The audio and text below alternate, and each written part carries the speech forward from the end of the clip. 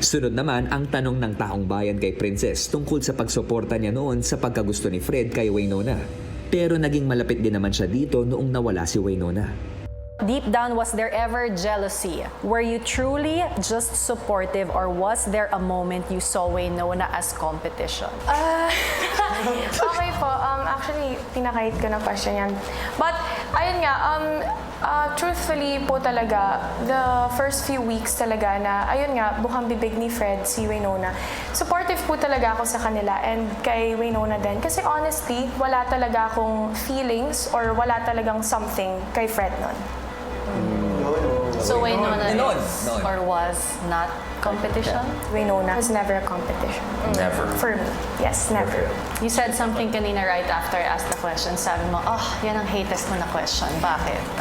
Kasi nga po, when start ko dito sa journey ko na to, promise ko talaga sa sarili ko na ayoko talagang maling sa ganon, sa mga crush, love teams. Kasi gusto ko nga yung journey ko na to about myself. So, I'm a bit disappointed sa sarili ko na parang, ayun nga, may nangyaring ganito dito sa bahay na to and may nalink ako sa isang housemate and ayun nga, and then pa may naging history din siya before with another housemate na naging crush niya. So, ayoko nang masali ako sa ganito.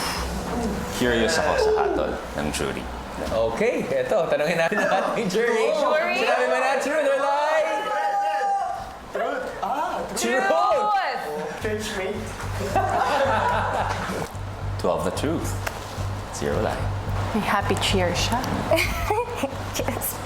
Let's see kung kakayanin pa dahil ang susunod na tanong, Princess, ay manggagaling sa isang ex-housemate. Oh my God.